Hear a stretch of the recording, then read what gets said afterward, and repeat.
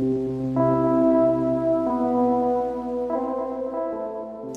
now let's look at dice, because this is a really popular thing with electronic mentalism, isn't it? Dice, or a die that electronically tells you what number's been rolled.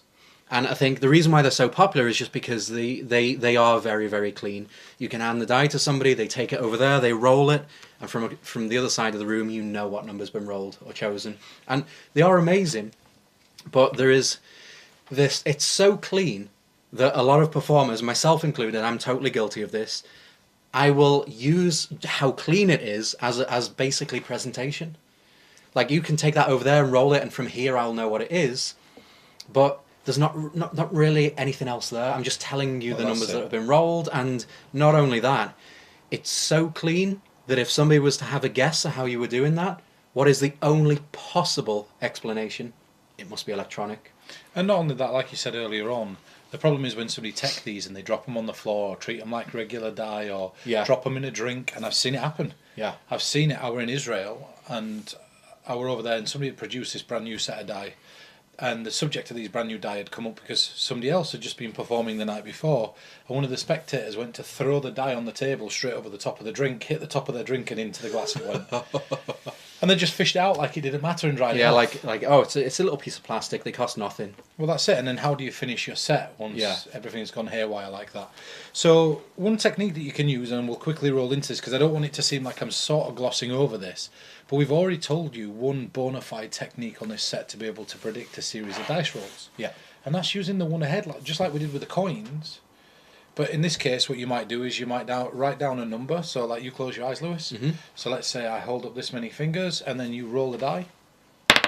Okay, so now I'd say, okay, so have a look. And then you've got to reach down and go, and I'd stop you and I'd go, in fact, let's keep going. Now I'd write down this number in the next game, and we just go until the loop closes itself. I move the bottom one to the top and I turn them over. So in this case, the first one was a 2. And I held up 3. So so if you've written a 3, all you have to do is go through this process until they roll a 3. That's it. And then it's done. And there's also other methods to use stuff like this. So for example, one of the interesting things with the die is that if you're just doing it to predict a die roll, it doesn't matter if you do it like that, because you're going to hit 1 in 6 times. Yeah. Now, if you're doing this because you want to force a particular outcome or force a particular series of objects, there's a way that you can do this using a glass or using 2 die. And there's a really easy way to do that. If you take 2 dice and you get them to put them into a cup and you get them to shake them up, they shake them and shake them and shake them, and then they stop. And you say, right, I'm not going to look. Just look underneath the bottom of the cup so you can see through the bottom of it, through the bottom of the glass, and just remember those numbers for a second. Right, okay. And so you stop and you say, right, so you've got a couple of numbers inside your head. Add those numbers together so you've got a total. Mm-hmm. So let's say, for example, on the bottom you have a 2 and a 3. That's what I was thinking. Yeah. Right, so you've got a 2 and a 3 on the bottom. Now the second spectator, you say, I'll tell you what, you look at the numbers on the top and add them together. So they add them together, and you could just confer with each other and just make sure that they're different. If the totals are not different, or if the rolls were the same, shake it again and do it again until you've got 2 completely different totals. So now I think it's a benefit when they are the same. So, of course, you know, if there's a 5 and a 2 there and a 5 and a 2 there, I think there's a real nice benefit when they add it together and it comes out that yours is 5 and 2, which is 7, 5 and 2, which is 7. But then the next time they roll it, this might be 6 and 3, which totals 9. And on the bottom, now if you don't know how this works, the side of every dice equals 7 on each side. So if you've got a 2 on the top, there's a 5 on the bottom. If you've got a 4 on the side, there's a 3 on the other side. Yeah. So even though they're adding these 2 numbers up on the top, as soon as the person across from them adds the numbers up on the bottom, they're going to have different numbers most of the time. Yeah, but when they add their numbers together collectively, what you're going to end up with is the first person over here is going to be thinking a 7, and this person over here is going to think a 7, so you get 14. Yeah. With 2 dice, it'd be doubled up. So if, for example, if you're adding, let's say you're taking a 2 from here and a 4 from here, they're going to do the same. It will be 14 will the total. Yeah. If you did the rolls twice, it'd be 28. So you can do it as many times as you want, but what's nice about that is once you've both got a total, you can fail to guess the total that they're thinking of, and you can say, you know what, let's try it this way. Instead of trying to focus on a 4-digit number, why don't you add your number to Steve's number, so you've got 1 total, and now you've forced the outcome of saying any card at any number. Yeah. You've used the dice as a way to get to that number, but because the time delay has happened, they've more often than not forgotten what it is that's occurred during that process. So another interesting use for this is using a mobile phone. So it sounds ridiculous, but the camera on your phone's a really interesting way to be able to do this. And what you can do is, you can tell somebody, you say, right, I'm going to turn my back. What I want you to do is I just want you to hold some die up to yourself, and I just want you to take a selfie of you holding the die up. So they do. So now as they're taking a selfie, you say, right, put the phone down, just ignore that. Remember the numbers that are facing you on the dice and put them into your pocket. So now you've got this really interesting thing where you can say to them, so what you've got there is you've got a picture of you holding some die, and you've also got the memory of looking at 2 die. Yeah. So what I want you to do is look at the picture and look at the numbers there. I'll think about the numbers inside your head and decide to yourself, which numbers do I want to work with. So then you start to go for a guess again. You miss. Yeah. And then you go, you know what? I'll tell you. Like take your total and add it to the total of the ones from the selfie, and that's going to total 14 as well. Yeah. Because Nice. you're using the selfie as a. It's a really silly way to do it if you're on one spectator. But I find that if you've not got a glass and you don't want them doing this, You can use photographs. it's a nice little way to use that photograph to look back on and be able to use the Yeah. polarity of taking the selfie. And when it comes to dice as well, there's nothing wrong with a good old-fashioned gypsy peek. Like, you could say to somebody, okay, you're going to take this die, you're going to give it a roll, I'm going to close my eyes and look away. Give the die a roll, let everybody else around you see what number it lands on, and then just cover it with your hands when you're done. Let me know when it's covered, that way I can open my eyes and look at you without accidentally seeing what number you've rolled. And then, all you're going to do is, you're going to close your eyes in front of your participants, take your hand, use your fingers to cover one eye so they can see that you're holding one eye closed, wrap the rest of your hand around your face, and then as soon as your face is covered, you can open this eye, and right now I can see all of this space here. So if this was rolled, all right, I can see that that's a 5, and I can, as soon as I move my hand away, I can close my eyes, and then still just, genuinely, I can't see a thing. I can double check, is it covered? Has everybody seen the number? Is it covered? Is it safe for me to open my eyes? Okay. There's one thing that's really important with the gypsy peek. I've seen this a number of times. When a person covers the wrong eye and opens the wrong eye. I've seen it happen, like even pros, people that know better, I've seen them just go like this. You've got to be careful of that, right? Because that's easy and it can happen. So just really practice it. It's literally close both eyes. As soon as this one's like this, you lean into it like that. And I can see here. So I could see Lewis opening his fingers. When he rolls the dice, that's a 1, and I close my eyes at that point. Yeah. But don't make it obvious. What you could do at that point is let one eye out and turn. So let one eye out first. So this one's definitely covered, and then just turn and just say, "Tell me when you're done." Yeah. Okay. So it's a nice, easy way to do that. Another one. This is a really silly one. Is using dry white marker on a regular, a black dry white pen on a regular white die. So if you get somebody to put it inside a glass, and so let's say that you take the number 3, what you can do there is you can draw in 2 extra dots to make it look like the number 5. Yeah. If you take the number 2, you Draw can one in the middle so it looks like a 3. That's it. So you can eliminate as many numbers. 4, you could put a dot in the centre to make it look like a 5. 1, you can draw 4 around it. So what you're able to do is you're able to practically force the number 5 every single time. You can use any other iteration, but what's great about that is when they rattle it and they take a look down, a quick peek, and you say, right, shake it again now, pour it into my hand.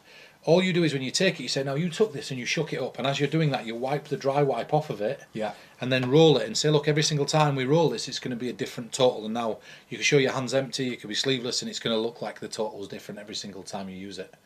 Do you know what I mean? And there was something that I thought were really interesting, is using weighted die. So if you use a weighted die, what happens is the weight tends to roll to the bottom. Yeah. So what somebody would do is take the number 1 spot on a die, they'd countersink it and drill it out. They then drop a weight inside the die, and then they'd use body filler to fill it back in and repaint it, so that when you rolled it, it became a forcing die because it'd land on the number 6 every single time, because obviously 1 and 6, it totals 7. 1 weighs down to the bottom. But there's ways that you can do this in impromptu situations as well. Silly little methods, like you can get black tack. So what black tack is, it's like exactly like blue tack, but you can get a tiny enough blob of it and push it into the 1 spot on a die so that it can't be seen and it recesses into the hole. Nice. So when you take it and you roll it, what happens is when it rolls on the table, you've got to make sure More it's flush. likely, yeah. It weighs on the bottom, but it ups your probability of it rolling in a 6. And you can, if you know that each die has, you can force any total you want. So if you've got that little tack and you want it to force a 3, all you do is weigh down the number 4. Yeah. And that's nice as well, because with the 4 dots, you could put these tiny little weights in all 4 of the dots. That's it. So you can force any total you want with that. Now, these might seem like fundamental or rudimentary routines, but the fact of the matter is that it's not about the die. It's about what you're using the die for. Yeah. And you said earlier that when you've got the caveat or carte blanche to be able to use a dice at a distance, what you tend to do is play on that cleanliness. Yeah. And then the routine just becomes a game of cat and mouse with a die. Yeah, of It's course. like, roll this, I'm going to tell you what it is. Roll it again, I'm going to tell you what it is. And it's almost like a psychic vision that you're almost trying to predict. But you go back to the very early Magic kits. They had a little dice and a die box inside, and they were doing the same thing in an analogue fashion all the way back then. You know, the little black tubes with the red top. It's interesting because I had one of those when I was a kid, and obviously it was fun. But I opened one again recently. Somebody bought me a Marvin's Magic kit, like as a joke present at Christmas. And I'm looking through the kit, and it's all the standard stuff. And I saw this dice where it looked like a little film canister and the red cap. And I'm thinking, God, this is so good. This is brilliant. It's amazing. Yeah. It's amazing. So the thing is, even if, again, it only takes a little bit of creative thought. If you got one of them, you know, you could say it was an old film canister. You could say it was in a box of memories. You could talk about something from your life. You were searching through boxes in the attic and you came across this. What you didn't expect to find inside was what's inside it now, this little dice. And then do something with that, as long as you can build a story.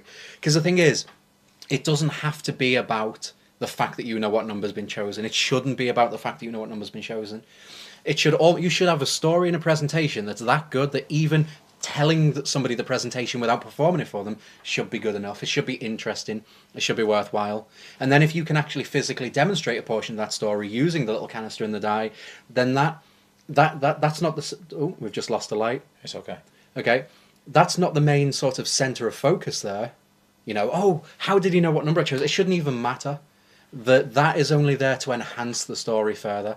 If you can tell them a beautiful, emotional, maybe even a funny story about your childhood memories or whatever you choose to express in the moment, all you're doing is using this visual story aid to enhance things further. Because in the mind, because the thing is, if you're telling a story, you might exaggerate parts of it, or you might over-explain things in a way that sounds a bit imaginary or made up. But what you're doing here with a prop is you are taking what lives in your imagination. You are demonstrating it to people so that they can experience it themselves too. So if you've got an amazing memory of your childhood when your grandfather could do this and he could fly and he could do that, you can't prove that. It might be a beautiful story, but if you can add something in that just helps them get the imaginary experience that you would have otherwise exaggerated, I think that's beautiful.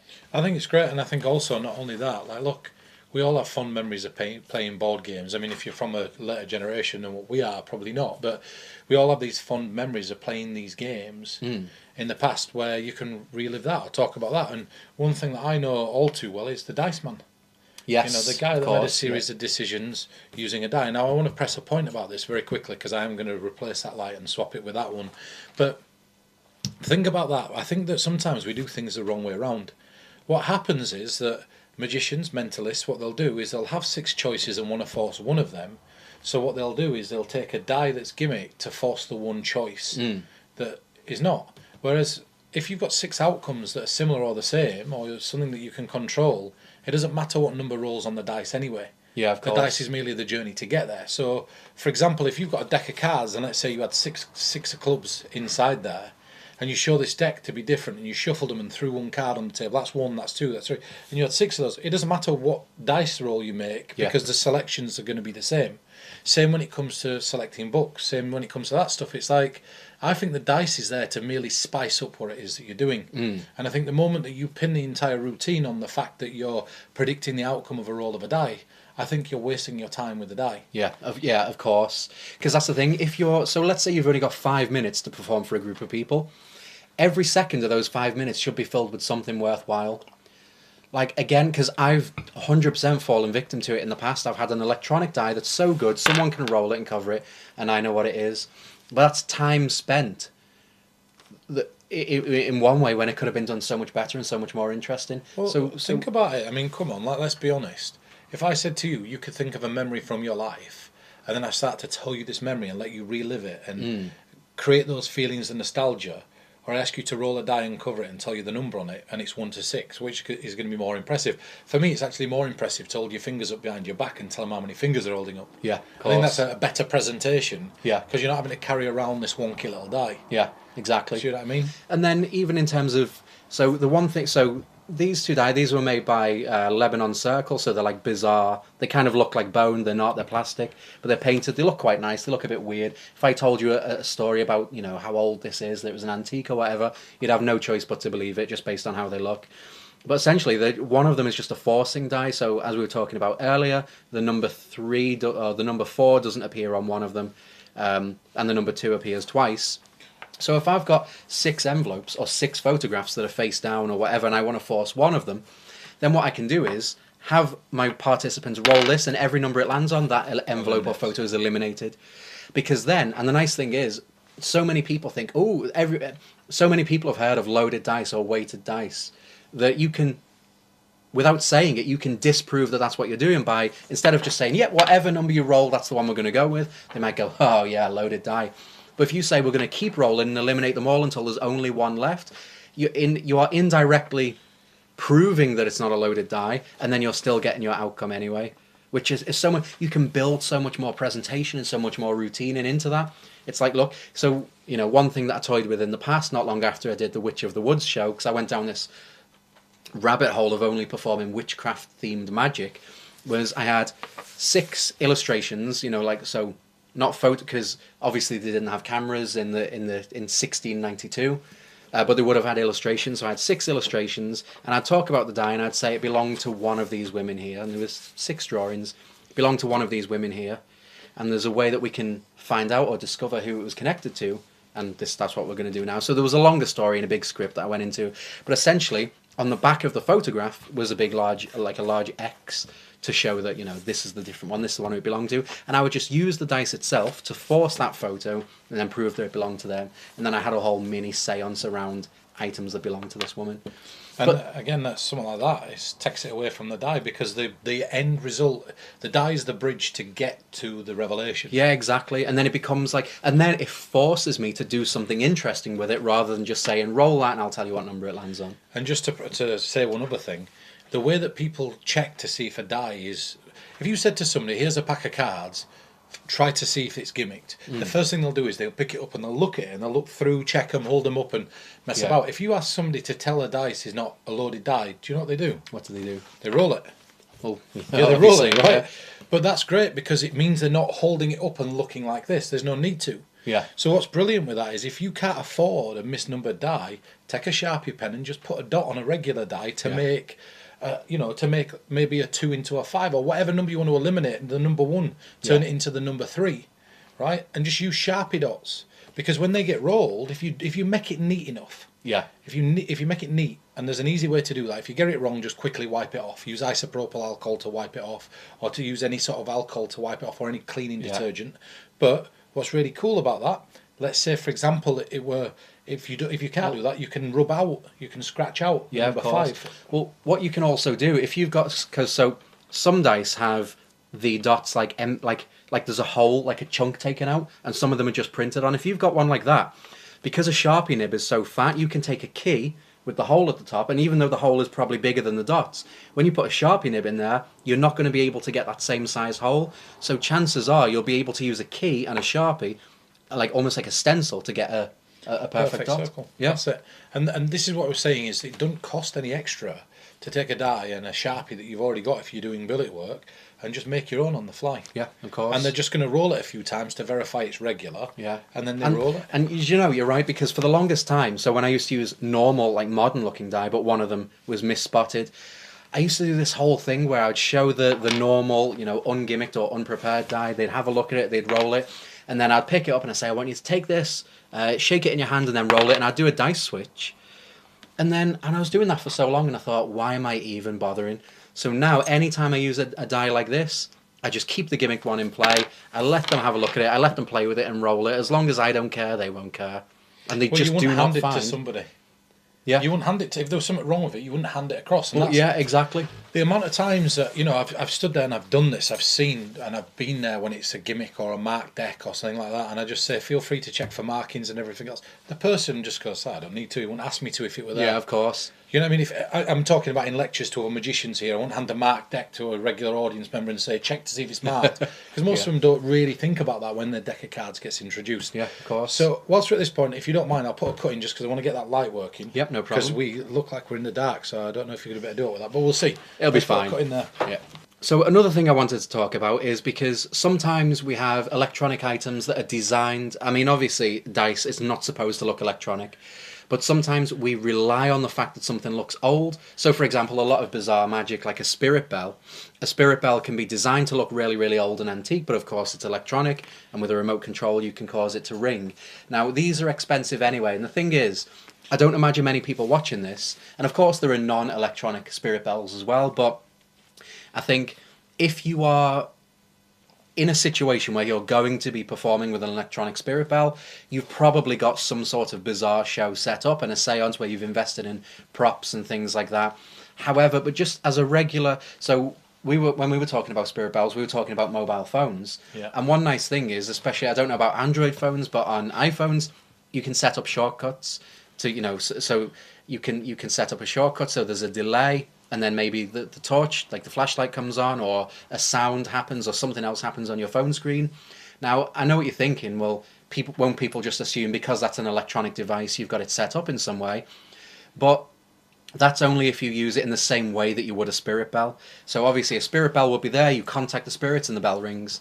If you try to do that with a phone, you put that there, you contact the spirits, and then the phone does something, people might jump or they might get a fright, but then they will just assume, oh, maybe it was set up in some way.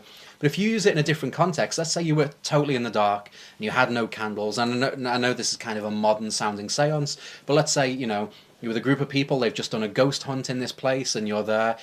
If you set up your phone so that it looks like you've put the flashlight on, so it comes on, but after about 60 seconds it turns itself off, or it starts flashing and then goes off.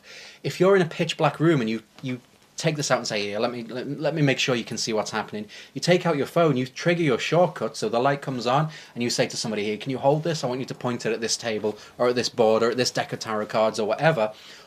Then you don't draw attention to the fact that that anything's going to happen with the phone, and then you make your contact, and maybe something else moves, maybe you're using thread or whatever, and then suddenly the phone goes off.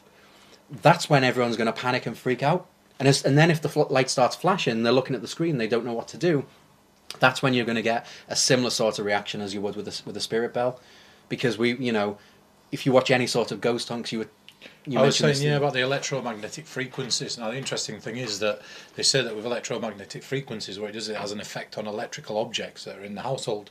So you could do something like that and then play it away as though the spirits had interacted with that. Of course, we've got this on us all the time, do you know what I mean? Yeah. And we've all experienced that thing, that phantom vibration, where we think that something's ringing in our pocket, yeah, but we take it out and it's not.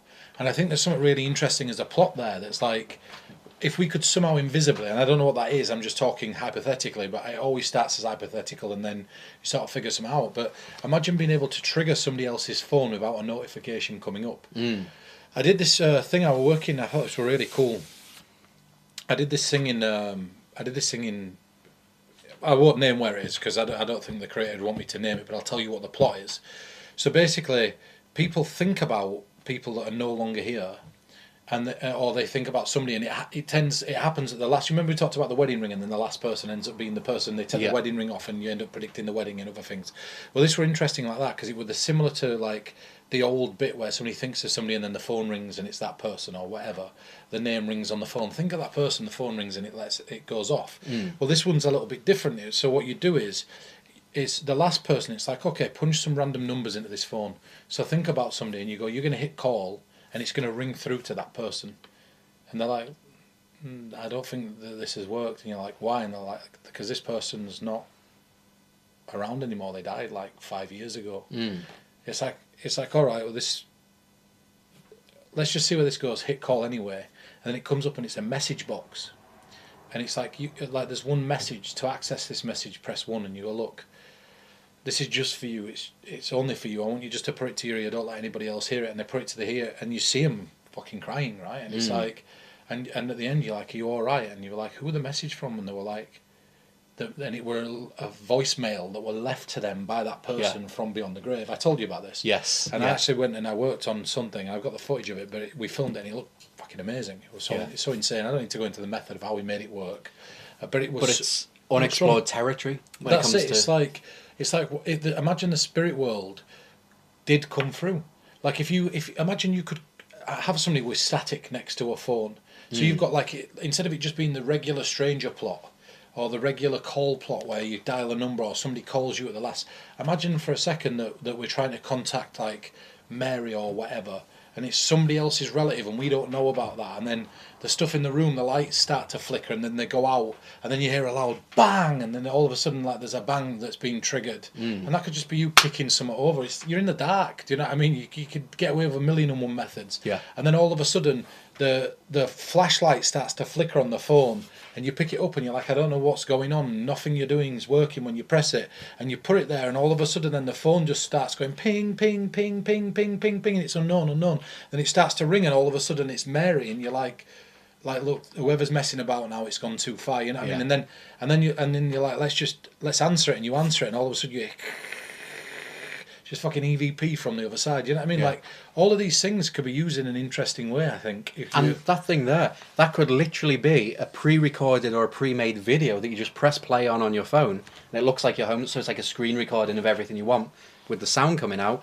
Place it off to the side, start your routine or your seance or whatever, and then just wait for the phone to do its thing. And that's it, and you're in a position there where you're now using a modern implement, a modern technique to create a traditional effect. I'm going to very quickly see if I can set some. So if you want to entertain our viewers for a second. So like another thing as well that I think is really interesting is, for me, I think there's something really interesting with the sound that glasses make. So there's like these tulip wine glasses that are quite large, and one thing that Paul Houdini had that I thought were really interesting, where he'd put a pendulum on the inside of one, so that when it swung using idiomotor effect, it'd ring out and it'd make this really beautiful ringing noise. And it got me thinking, if you watch Taps by Richard Oslin, which is his version of Theodore Hanneman's version of Taps, he does something with two like plates and a ring.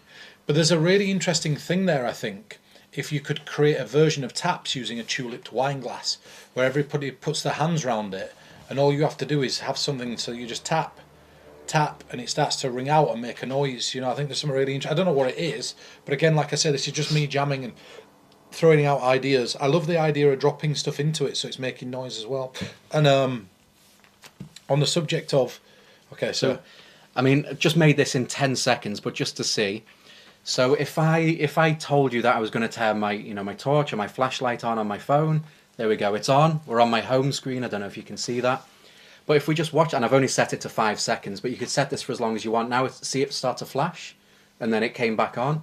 So if you set that with enough time to do whatever you're going to do, maybe it's a minute, maybe it's 2 minutes, and then it starts to flash, maybe it goes off. You could put it so that your phone vibrates as well. It's all really, really easy stuff. 10 seconds on Google would show you how to do that. And now I'm left with no evidence of anything. All I'm left with is a phone with the torch on. And you could set the intervals of it flashing. You could set multiple shortcuts up to... Yeah, totally. You could set it, you could time it so that you're asking questions. You could put the phone there, the light's on. Once you've made contact, say, okay, Mary, if you're here with us in the room right now, I'd like you to try and use this device or any other to let it signal your presence. And then you wait a few seconds and then the light goes off and back on again. And then script a whole conversation. What if you forced a playing card, right? This is a ridiculous thing because I don't like the idea, but you could force, this is going to flash 7 times. Let's say you force a 7 of hearts or whatever. Well, it's Taps, isn't it? This is it. It's a better version. It's a better version. Taps. But also, not only that, what you could do is you could say to everybody, right, get your phones out and just all drop them into the centre of the table, but face up. Yeah, nice. And now you can make out like it's somebody else's phone that's going off and it's yours that you just dumped on the table with theirs. So now And if you were mildly tech savvy, you could have a sticker on the back of your phone that's an NFC tag to trigger a shortcut. So then if everyone puts their phones in, it doesn't matter what phone they've got, as long as you add yours to the mix and move them around or position them in a circle or something like that. I don't know, whatever you want to do. You're bound to get one that connects, and as long as you can, I don't know, you'd have to play with it, but it's just an idea. Now one of these phones is going to be signaled. Maybe You wait, you make contact, somebody's phone starts flickering. Whose is this? This is yours, okay. Maybe this is a message for you then, and now you do a full act with that person. And you could learn the timing on that, so you could interact with a light. Yeah. So, for example, you could ask it yes/no questions that were binary. Yeah, Flash totally. now for yes, flash twice for no, and you could know it's going to flash once the first time, Yeah. twice the second, twice the third, and you could frame your questions. So, like, well, the brilliance with questions is you can ask most questions in an inverse. So if I said to you, am I going to be lucky? You can ask, am I going to be unlucky? So every question can be framed in an inverse. So if you knew it went 1, 2, and then they went, okay, what subject do you want to talk about? Getting a college degree, but you know it's going to flash twice to indicate no. You could say, you could flip that in the inverse and say, Yeah. is this person going to fail at getting a degree? Yeah. Flash twice for a no. So now with the flashes that you've choreographed that you know, by taking their questions, you can invert the questions to Yeah. match the flashes to always get the answer that you want to get. Nice. And you're now communicating with the flashes on the phone that's based on the choreography of a shortcut that you just set up seconds before. Yeah. Do you know what I mean? And then it could finish by turning it around. And then when you turn it around and you push it to the side and you say, look, this, like, let's stop for a second. You could also text somebody else's phone, and this is one thing I talked to you about, and you can buy like NFC rings or Yeah. even NFC stickers, business cards, that'll bring up somebody's contact information. So what you can do, it's dark, so nobody's going to see out anyway if you were palming something. You could literally go to text somebody's phone off the table, you take that, whose is this one, and you're using the light of this one to shine it, but what you're doing is loading your contact information to your person that's outside that room, Yeah. and now you can hit call. It's now going to call this phone that's outside the room, but now we've got the contact information of this phone, and now we can call this as many times Yeah. as we want. We can text it and do whatever we want to I that see what you phone. mean. So if this had an NFC tag in it with a phone number, that was That's it. programmed. Yeah, you could, in picking up someone else's phone, Set it off. And so trigger you it wouldn't be it- seen typing a phone number. It would just trigger on the screen. You call it while you're talking. Now your assistant backstage has this person's number, and then you can do all kinds of spooky stuff from there. That's what I mean. I think these things are interesting, and I think also like looking at the whole discussion of apps. I mean, I think it's a good segue into talking about them, because the problem I have with a lot of apps, there's always this weird process that you have to go through where it's like, oh, like Wikitest is amazing. Like let's not kid about it. There's nothing wrong with that app. The only bit I don't like about it is, again, there is a compromise, and the compromise is, well, how many words is there on this page? Do you know what I mean? You have to ask these specific questions, not to tip any methods, but you have to ask these specific questions. And I'll tell you so, I swear to you now, I'm not going to name what it is. Like, somebody showed me an app recently, and I actually, kudos, the app's a good app, but they said to me, what's this probability of something taking place? They asked me, what's the probability of something taking place? And it were a long, like, percentage, and it was something like 7, and it were 0, 4, 1, but because of my northern accent and they were American, when I said oh, they thought I'd said 4. Right. So when I went like 4 or 1, they thought I said 4, 4, 1. Okay. So when yeah. they punched that in, it was 5 minutes before they realised that a mistake had been made, because the entire pinnacle of it swung on the person getting that right. Yeah. And that's what I'm saying. A lot of this stuff can go severely wrong. Now, for me, like Sometimes you've got to rely on your participant having a strong internet connection. if you don't have one, it's good to learn a simple one ahead. Yeah. A simple technique. Let me show you a simple version of a one ahead that you can use. So I created this thing a while ago. I've never done it, never performed it, but I know for a fact it'll work. And the reason I know for a fact it'll work is what I do is, let's say that I'm at a bar or I'm at a venue, and I notice somebody pull in with a private number plate. Anybody that's purchased a private number plate generally tends to know their own reg plate. Yeah. If it's not a private number plate, you're probably not going to know it, right? Like, it's a string of numbers and digits. But what's really cool about it is I have a stack of random categories. So these are a series of random categories. One of them might be, think of your best friend's name from school. Think of your first kiss. Just Your as many favourite categories. food, yeah. That's it, as many categories as you can think of. Now, one of these on what you keep one on the top that says think of, and ignore what this says, but think of the password to your computer. So now you force to the person, think of your number plate. Yeah. You say keep it to yourself, just have a peek of it, and then they do. And then you place it down, it's now on the top. And then what you're going to do is you're going to say, right, first and foremost, I think this is going to be really difficult for me. And then as you pick this up, you casually flash to everybody else because they're there. You say, I want you all to have a look at this. And it says, think of your computer password. Nice. So now they're thinking of this. And I go, would it be right in saying that this is a random string of numbers and letters? Yeah. And they say yes. So now to these people, they think, oh, it must be the password. I say, you know what? There's not enough jeopardy for me to get this. So let's just imagine this for a second. Let's imagine that you took every secret that you've ever had. Imagine that you plugged a hard drive into your computer and you put every secret in your entire life onto that hard drive. Imagine now that this computer doesn't just have access to the internet and other boring things. It's got every single secret and every transaction you've ever made, every single piece of information you didn't think we could know. And you go to log out. And as you log out, you see enter the password. And you see this string of numbers being typed in one letter or number at a time. Just really focus on it. And imagine it, if I got this, it'd give me access to that hard drive. So really focus on this computer password. Yeah. So now what I've done is changed it to a computer password, and I say, right, just focus on it. And I've just watched them drive into the car park, right? Yeah, so I know their number plate. I can't get that wrong, right? But that allows me to do a version now with seemingly no compromise by using observation. That's the same as if I see somebody punching in their PIN code into a PIN machine, which is a very Eden project, but looking at it and seeing what I can get. I talked to you earlier on about overhearing a piece of information. In fact, Pigcake's back in England at the minute, but he'll attest to this. I was sat there, I was giving a reading in a bar at this open mic night, and at the end of it, like I'd done this entire little reading, and I went, you got 3 kids, right? And she's like, how did you know that I've got 3 kids? And I'm like, yeah. And I said, what's the thing about like the speech impediment? I was just throwing out a Barnum statement. But afterwards, Pigcake were like, dude, how did you know that she had 3 kids? I'm like, it was the screensaver on her phone before she put it in her bag, right? Like, I saw that piece of information, and that gave me, imagine that as a one ahead. So you say, I want you to think of the thing that means the most to you in your life, or a series of things, and I'm going to try to pick up on what I feel is the most important elements in your life. And you look and you say, okay, it's really weird that even though you thought of family, more specifically, the thing that's standing out to me most prominently is just yes or no, do you have children? And they go, yes. And I say, right, I want you just to think about, and then you might start there, and then now you one ahead, you know that the close is going to be 3 of them. Yeah, of course. So you start out by getting this, and then you say, okay, I want you just to, I know that it's hard to separate them, but just think of one of them. For whatever reason, it might be that that person's on your mind today, they're going through a particular situation that you might want an answer to. So think of that person's name. So now you write the number 3.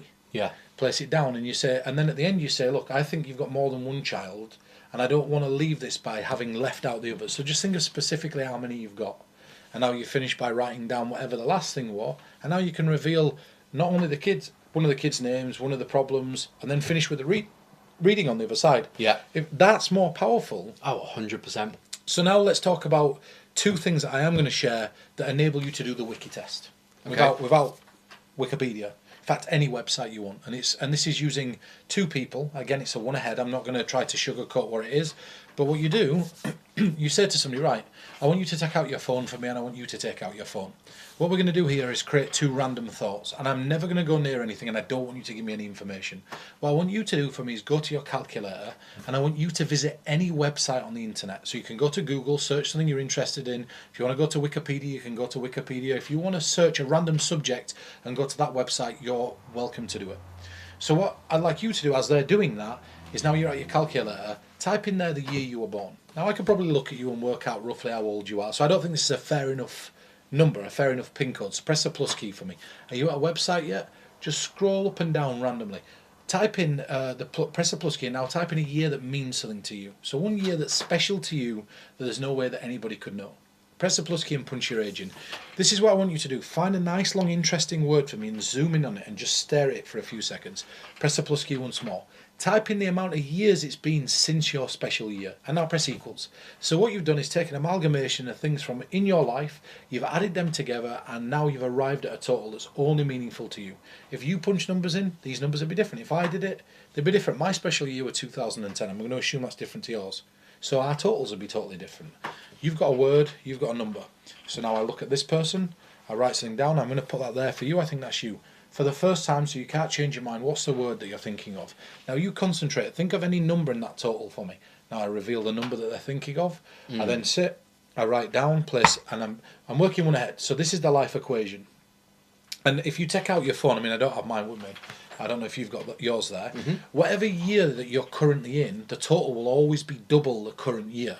which is a really nice little thing. So I'll show you what this is. It's really easy. If you could get to your How do I get calculator, swipe down from the top right, and then it should open it. So I've got to, yeah, you can see that. So that's it. So if you punch in there, so we're obviously in 2025. Yeah. Right. So 4050 is the number that we're looking for. Right. So if you type in there the year you were born, 1991. and then press the plus key, and then type in there a year that's special to you that I wouldn't know. Let's It doesn't go matter what it is. with 2019. Okay, so now press the plus key again.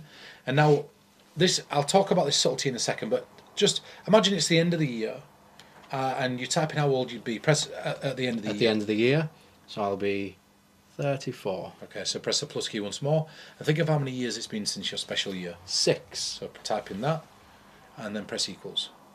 So 4050. It's always double the current year. Yeah. And the reason that it's always double the current year is because what you're doing is typing in the year you were born, and then the third question you type in your age in, which brings it to 2025. Yeah. You type in the special year and then the amount of years it's been since the special year, which brings it to 2025. So whatever year you're in, you can double that up. But now there's something that's interesting in this, right? Let's say I'm performing this now in February, and your birthday were in January. So let's pretend your birthday wasn't in. So if I come at a total that's 4049, I know your birthday has not yet occurred, even though we've not talked about the date that you're born. Yeah. But let me show you what I mean. So if you just open it up for a second, let's say your birthday was in October, which I know it is. Type in again, just go with the year you're born. So 1991. And add that to a special year. Just do the plus same. 2019. Press plus and put your age in there. Plus my current age. Yeah, your current age. 33. And then the amount of years since your special year. Plus 6 equals. Now you see it's 4049 because your birthday is not passed. Yeah. But you might be thinking, well, what's the benefit of this? Well, let me show you why this is interesting. Because if I perform this in February, like now, and it ends up being 4050, it tells me that your birthday is gone in the first 2 months of the year. Yeah. Which then tells me that I'm right down to 2 or 3 star signs. Yeah. Without doing anything. If I perform this at the back end of the year and it's still 4049, it means your birthday is not yet passed. Yeah. Which means that you're again down to a Narrows you couple of down. star sign. What's interesting about this technique is if you do this bang on in the middle of the year, that it separates them down into the same half, so you know what half of the year. So if you're performing something that requires that as a technique, you know which half of the year the person were born in. Yeah. Which means and again, you've never mentioned anything about dates or birth, just years. Of course, yeah. So it never really tells you much. But I like to fish. So what I'll do is when I'm looking at this person, I'll take statistically, let's be honest, now at this point in the year, it's probably going to be 4049. Yeah. Because we're only in the first couple of months. Yeah, of course. So I'll always go with that. If I'm at the back end of the year, it's probably going to be 4050. And I don't mind being out by one. Yeah, of I don't even mind crossing the last 2 digits out and saying, you know, I change and using that as to close the loop on the one ahead. So because I'm looking here and I'm writing 4049 and then I cross that out and put 50 above it and I go, I think that's your word, and I put that there. Now I turn to this person. Now you think of your total. Think of any number in there. I always throw out a 0 because it's just the second one. It's statistically what they go for. And now I'm going to go. The last digit's not also a 0, is it? If they say no, at that point I go, no, sorry, I wouldn't ask that question. What I do is I go, think of the third digit for me. And I'd write it down. I go, you know what? I'm going to change my mind here. Yeah. I know, I just scratch my thumb on it. Pretend to scratch. So at that point, you're not actually writing a number, you're writing the word that you've been told. I'm writing the word, but pretending to scratch out. So I'm writing the word that they just told me. And let's say it's microphone. I write microphone. And I go, focus on the last few digits for me. I'm just using my thumb, and then I go, you know what? In fact, I'm going to change my mind there. And then I pick these up, and I go, what were your total? 4049. You're not going to believe this. And then I use yours first. Yeah. I go, I did have that, and I changed it the last second, which you just remember. Because they'll remember you changing your mind. If you say 4050, I go, okay, perfect. And I go, and then I'll reveal the word and then this. Yeah. So I can show that. It's a great subtlety. So it just cleans it up. But what does it allow? It allows this person to go to any website. Yeah. Do they have to tell me any numbers or anything? No, they don't. Do I have to go near this person's phone at all? Not at all. And if they've got no signal, if they can't get on the internet, say, all right, then go to your contacts, scroll through them and choose someone you haven't spoken to for a while or whatever, or choose a name from the contacts. Call that person. Yeah. Ask them to give you a random word. Yeah. Do you know what I mean? You go. could do it for real, like, and And also, then they can stay on the phone for the rest of it to hear that you were right. And so one other little subtlety, and I showed Colin Cloud this. It's something I use on stage, and Colin really liked it. Is if you've got a pad like this one, instead of tearing it out, take your first thought. So this pad's a bit small for this, but you'll understand the subtlety. You take the first page and you fold it, and you hold it like that. So this is your thought, and now you think of yours. And now you take your second page and you fold that like that, and the reason being is that when you tear it out, they're now switched. Nice. So they've now completely switched because you're tearing them across. Yeah, I see what you mean. Yeah. So that's it. If you fold one back and then you fold the next one round it, when you tear it, the first one now is torn across, and you can just open these out and they're swapped around because you flip them. Of course. Yeah. So now you can reveal them like this, and then show both of them. So when you try that out, it's good for stage because you can.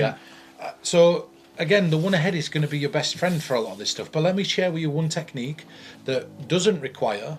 Well, do you know what's nice before you go into this? If you were doing that on stage, you can have a member of the audience over there, call someone, get them on the phone, they think of a word, and then they tell it to the person, so this person in the room knows what the word is. What's nice is, when it's time, so with the other person in the room, you can reveal the numbers, but then you can say, actually, you know what, before I show you this, come up here, and you get them to come up, and then they can put the phone on loudspeaker, so the person on the other end of the phone can, and you can even say to the person on the other end of the phone, look, we haven't spoken at all. Even the whole time you've even been on the phone here, I've not addressed you directly, but now I am. This is the first time we have ever spoken. I'm holding a piece of paper and I've written on it what I think the word is that you're thinking of. And then, for the first, because only the person, oh no, actually, because they'd have said it out loud for you to write it as the one ahead. But either way, you again, with some, because this is all off the top of my head here. But you can do that there. So what you can do is you could say, can you just put your phone on loudspeaker for a second? Hi, I'm talking to you at the minute. So I've just written down what word I think it is that you're thinking of. You're on loudspeaker. Everybody in the audience say hello. Yeah. So then everybody says hello. Yeah, and they can give out the word. You can say, okay, just so you know, because you can't see us, this piece of paper, I'm going to hand it to whoever. Hold on to this. You deal with the number person, hand that to them, and you say, okay, blah, blah, blah, blah, blah, however you want to word it. Because it'd be nice to reveal their number, send them back to the seat, and then this person on the phone. And then you could even say to the whole audience, now, I'm going to show you the word, and if it's correct, I want you to be loud enough for them to hear you. So the audience goes crazy to let this person on the phone know that you were correct. That's it. It's a great little thing. I think just involving somebody outside the room in stuff that's going to work anyway is an interesting thing. Do you know what I mean? Like, I've never really understood. There's little things that you can do with subtleties like that, and like. Well, I think because if you're sat performing for someone, they go, "Oh, my daughter would love this."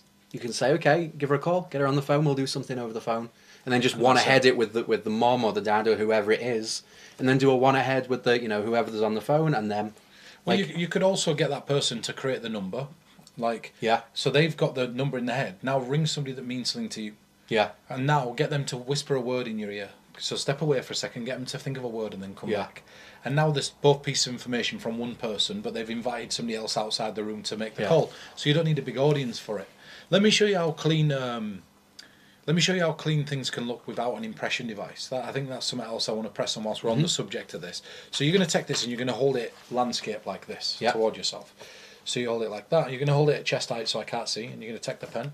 And I want you to think of a simple image, and don't draw it yet, like a house or a stick man or a dog or a cat. Obviously don't go for those things. But something you can draw in about 5-10 seconds, and you're going to fill up the entirety of the card. So don't just draw it nice and small, so go for it. And tell me when you're done. Yeah, I'm done. Do you want to add anything else into it? Yeah, I do. And tell me when you're done. Put it to your chest. Put it to your chest. I'll take the pen. So, if you watch this back, you'll see I was just waiting for you to finish. I don't know what that is, but you're going to concentrate on it for me. Now, I'm going to ask a really interesting and strange question, and this isn't going to make any sense, but it might make sense when I start to talk to you. I'm almost seeing a couple of things that are associated with this.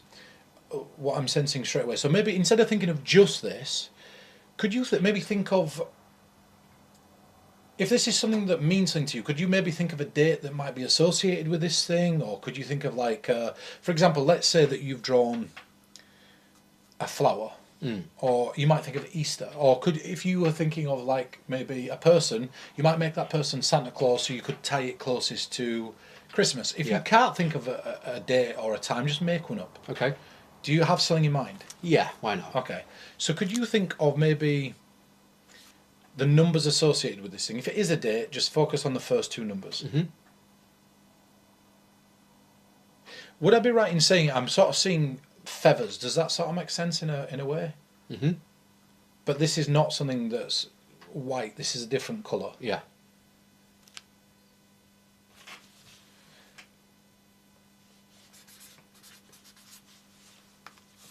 What colour would you associate with this thing? With this? Yeah. Red. Okay, so that's what I went for. Yeah, nice. All right. Could you think about... I'm going to go for this. If you were to associate this with a person or people, how many people... Let's say, for example, it were a knife and fork. I'm going to guess it's not. But you might imagine being at a dinner party with 20 people. Could you think about how many people this would usually be associated with? Yeah. How many? One. Oh, I went for two. Well, yeah, that makes sense. Does that make sense to you? Yeah. Okay, because it's all right. This is not going to be perfect. The detail that you added to this thing afterwards, you didn't have to. What did you add? Like an arrow. Okay, I went for an arrow as well. Yeah. Show the camera. Right, I went for an arrow. Yeah. I'm going to draw what I think this is, and I might be wrong. Can I see what you drew? So. Nice, and there is a heart with an arrow through it. And you can see it. Do you want to do this one more time? Yeah. This time I'll get you to make a few drawings, but again, nice and large, fill the card up. Let me see. Got something? And tell me when you've got something. Yeah. Place it face down there for me. Draw something else. You can make On another card? Yeah, let's make this one a little bit more intricate. Again, just make sure I'm not looking. I'll completely look away. I'm trying to find a blank one. It's not blank, but it'll do. Let's go with...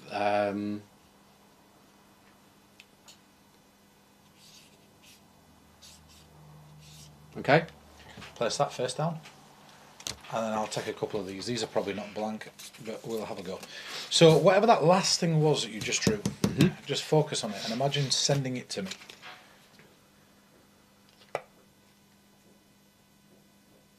Okay.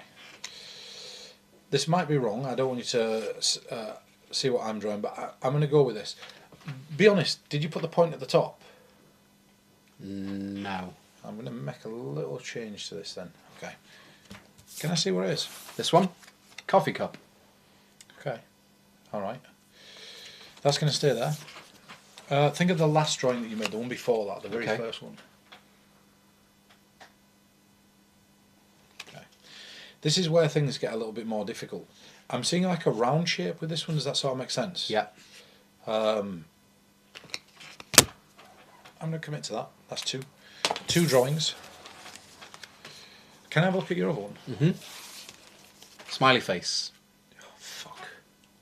We're going to have to roll again. I went close. No, I went bang on. I went for a smiley face and a cup as well. Nice. Using these simple techniques are easy. They're really easy. This is just watching somebody draw lines. If you ask somebody to make a simple drawing, it's pretty obvious.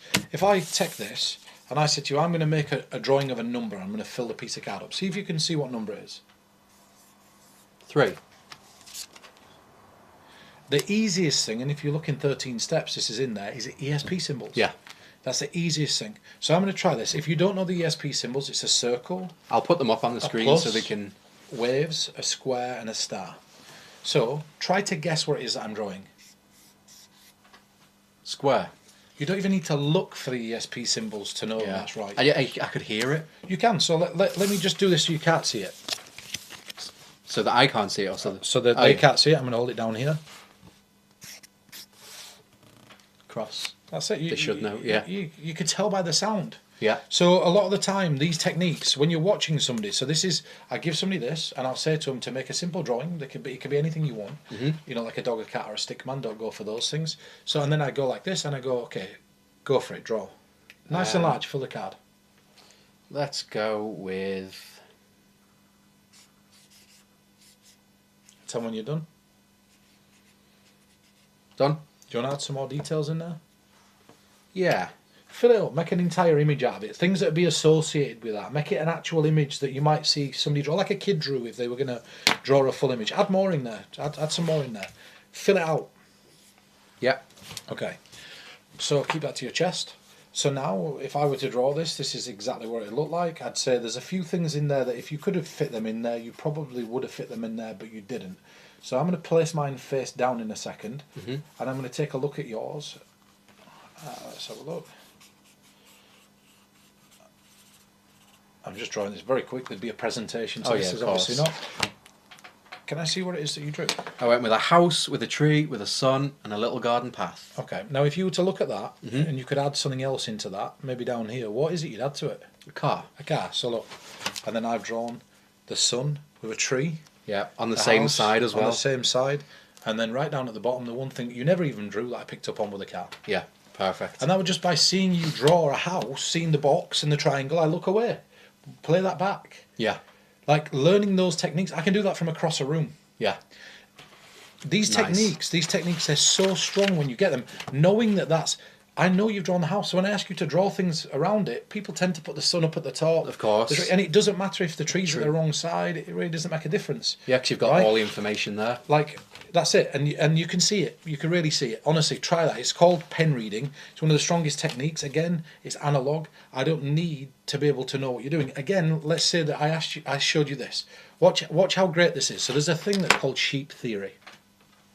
And what's really interesting with sheep theory is that people tend to literally, based on your actions, take what you mean as an instruction. So if I turn to somebody and I say, right, can you stand for me? And I go, can you stand up? And if I just look at somebody and go, they're going to stand. Yeah. So if I said to you, in a moment, you're going to write a name down. But you're going to make the letters nice and large. And what you're going to do is you're going to write a letter just across here like this. You're going to write a name. Okay. So I want you to take it. Keep that to yourself. And again, I didn't tell you what to write there. No. So just think of a name. Nice and largely write the first letter. Okay. Now, what I want you to do now is write the second letter. Okay. Again, write the rest of the letters. It doesn't matter how many letters long it is, but write the rest of them. Okay. Now, could you think of a longer version of this? I'm just going to ask, could you think of a longer version of this? Yeah. Okay, so get rid of the card for a second. Write out the full name for me. How will it look? So what you've got there is a name there's obviously no way that I could know. Yeah. So I want you to think of any letter in there. It can be as random as you want. You think of absolutely any letter. Now, be honest with me, did you change your mind? Yeah, kind of. Did you go from the second letter to the third letter? The third to the fourth. Okay. Could you think of a random male name that starts with whatever letter this is, but don't tell me it? Yeah. Could you abbreviate this name, just yes or no? Yeah. Okay. And again, you just made this name up right now. What's the name? This one? The one that you're thinking of right now? Mike. Mike. I went for Michael. Okay. You could have thought of absolutely any name. Let's do this again. Go to the very last letter. Can you think of a random, maybe animal? Yeah. Okay. This might be wrong, but I'm going to go for this. What is it? Snake. That's why I went for a snake, right? I'll tell you what. Think of the name for me. Those don't give me an indication really what the name is, but just... I'm going to go for this. What's the name? Thomas. I went for Tom. I think that's good enough for me. That proves that you could do this. If you wanted to use this technique, what I did there is you're going to write down the name here, and I just point 3, 1, 2, 3, and I go, so you're going to write the letters of a name here. Yeah. Let's go 1, 2, 3. Yeah. So I'm thinking, okay, a 3-letter name. Yeah, and I just watch for the first letter. If I don't get the first letter, I stay looking for the second one. Yeah. When you went like this, I thought, oh, is that an F? And I'm like, so I just watch for that, the second one. Yeah. This big O. That's it. And that was the point you looked away as well. So at that point, you know, okay, how many 3-letter names have an O in the middle? And then I changed it. Don't notice how I turned around and said, could you think of this name in a longer form? This is not abbreviated, is it? And you go, yeah, I could write the long name down. Yeah. And now I turn away. And now I use those letters to spring. And what I do is I try to think about letters in there or categories that are going to be restricted using those letters. Yeah. So for example, if I went to the second letter, which would have been a H, and I asked you to think of a male name that started with that letter, Harry. Probably Harry, yeah. Harold, Harry. Or Henry. There's not very many names that you could go for that would be based on that letter. So you can now springboard off that and hand it round and have other people think of things. And that way you're revealing information that hasn't even been written down. And then that's proof that you're not looking at that information. I don't need an impression device to do that. So now I'm going to go on this last one. This is going to be the last one that I do. I'm going to show you this. I'm just going to show you what this will look like in the real world. People are going to probably think this is set up if this works. If it doesn't work, I'm going to show you how I get out of this. Okay. Right? And this is the last thing that I'll share on this subject of this. And then I want to share with you a peek to change for your impression device and a little fun technique that I talked to you about. Okay. But I want you to think of a random male name for me. Don't go for a unisex name, but just get one in your mind. Okay. So just see it in front of us like Richard, really large, and someone you can see it. Now, if you can abbreviate this name, abbreviate. If you can't, just say I can't. Slightly. Okay. If it's a weird abbreviation, No, it's not weird. Okay. Just think of the amount of letters in this name. The abbreviated Yeah. version? Mm-hmm. So this is like 3? Almost. 4? Yeah. Okay.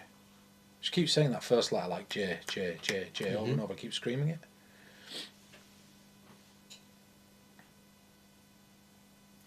Okay, so I'm going to write this down. I'm going to get you, in fact I'll do it on this. I'm going to get you to just think of another one as well. So get another one. Tell me you've got one. Yeah. Okay, not an obscure one, just one that we both recognise. Again, see it really largely. Now if you can abbreviate this name, abbreviate this one. Can't abbreviate this. Think of the amount of letters in this name. So this is, again, it's pretty much similar length. Yeah. 4 letters long. Just keep saying that first letter like J, J, J over and over, keep screaming it. Now, this is where it gets interesting for me because that's going to stay there in front of you. I'm just going to go for this. I'm just trying here. Be honest with me. You didn't go for Mark. No. What did you go for? Pete. The first time round. Oh, you went for Pete. What did you go for the second time? Luke. Luke, okay. Take a look at that. Nice. Nice. The second one I didn't get, I went for Paul on the second All right, one. okay. But Luke and Paul, I were down to 2 or 50-50 on the second one. But all I'm doing there is hedging my bets. I'm just hedging my bets on being able to do that. And I've talked about that in depth in the past. And then, of course, you could one ahead. Like that's it. Yeah. And then you could say, look, you're going to guess the name that I'm thinking of. I'm going to try to guess the name that you're thinking of. Yeah. And it doesn't matter if one of them fails. Yeah, of course. Right, it makes no because difference. either you look like the experienced mind reader, so if they fail in the guess, then fair enough, you're not experienced in this, but I am, and with some practice, here's what you can do, and then you've hit. Or the other way round, they come out, you're the one that fails and they've managed to hit the name. Well, the true beauty of doing that and one aheading is that, let me show you what the benefit is of doing it that way around. And you'll like this, I think it's great, right? So just think of a name for me. Male or female? A male one, but again, just one that we'd recognise. Yeah. Okay. So if you could abbreviate this name, abbreviate it. So Peter would be Pete. Now think of the amount of letters in this name. So you've got the abbreviation inside your head, or you couldn't abbreviate it? Couldn't abbreviate. Okay, it's perfect. So just think of the amount of letters in this name for me. So this is like 3? Almost. Okay, it's 4. Yeah. So now I'm fishing here, but just keep saying the first letter like J, J, J. Keep screaming it over and over. I'm fishing for the first letter being J here.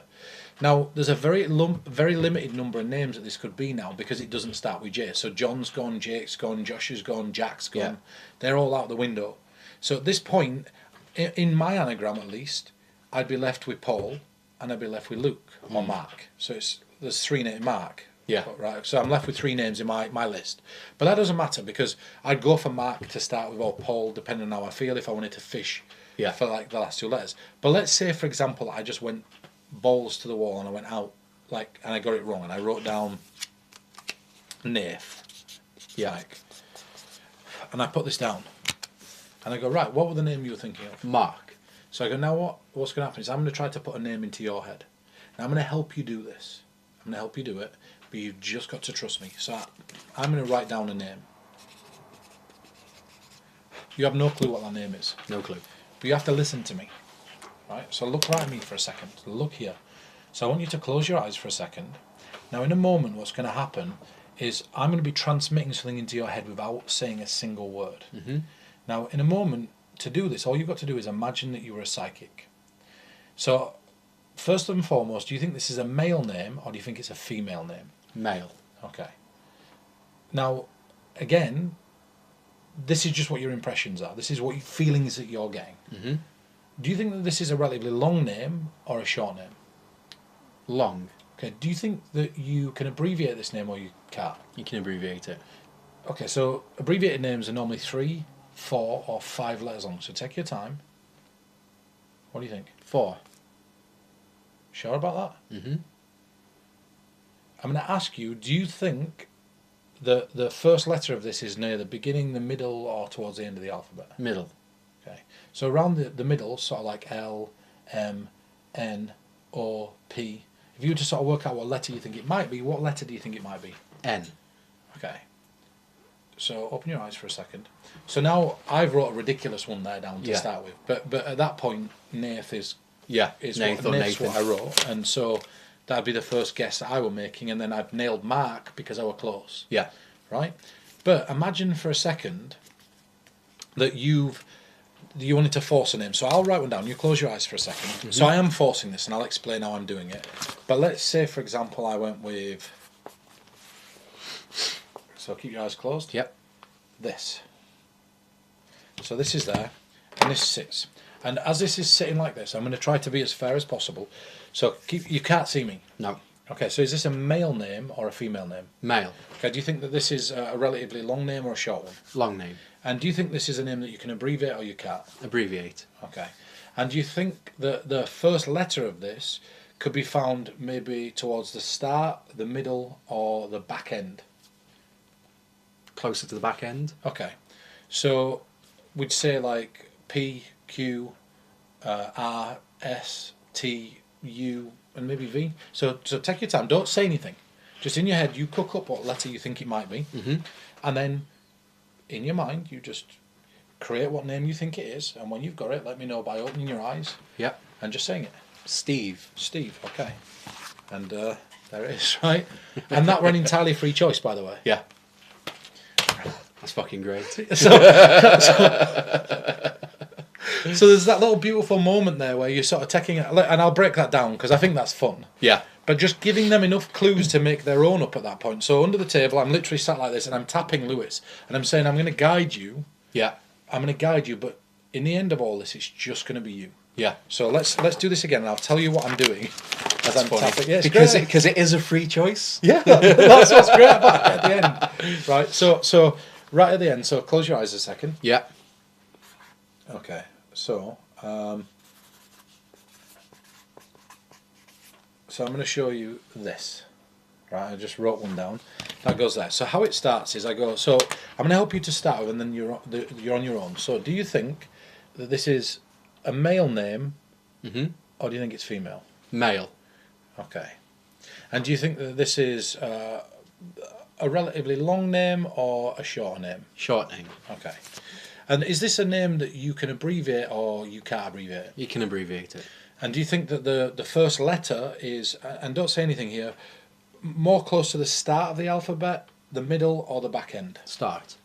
So the start of the alphabet would be like A, B, C, D, E, F, G, and H. Mm-hmm. So take your time. Don't say anything. I want you just to let that feeling rise up into your stomach and start to work out, based on your own instincts, what you feel this name might be. But really take your time. Mm-hmm. And when you think you've got something, open your eyes and just say what you feel. Dan. Dan. It's not Dan. Okay. Dave. Dave. Okay. Perfect. Dave. But even that miss at the beginning there, it's nice. Write it down. You're wrong, so change your mind. Yeah. And you can get him to scribble it out now. So what I'm doing there is I'm touching Lewis's foot on. This is male or female. This is a long name or a relatively short one.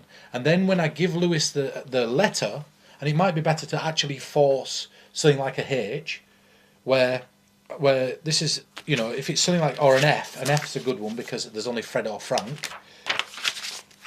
And now we've got this really beautiful little bit where you, especially if you're doing it with F, you let them design the name themselves.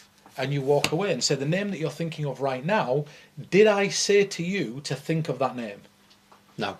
No, and the name that you cooked up in your head is an entirely free choice. Yeah. So now they're going to say it, and then they because you are giving them a free choice But what you're not saying out loud is, using all of the clues I've given you, what name do you think it is? That's the free choice there. And you could even start by saying, look, I'm good in a moment, so you close your eyes for a second. I'm going to give you clues. And I'm going to give you these clues that are going to lead you to the name. And all you've got to do is trust your feelings. And then in the end, you're on your own. So you're going to use your feelings to know what this is. So the first clue that I'm going to give you is that this is a male name, and it's a name that can be abbreviated. So do you think that this name is something that could be found sort of more towards the beginning, the middle, or the back end of the alphabet? Yeah. And now you start giving them the clues after you've already given them a little bit. And if you're worried about them, jumping when their eyes are closed, you could even say to them, close your eyes. Now, in a moment, you're going to feel something. Don't say anything out loud. It's not going to be anything strange. But you're going to feel something, whatever that happens to be. I want you to notice it and remember it. Because I want you to trust that.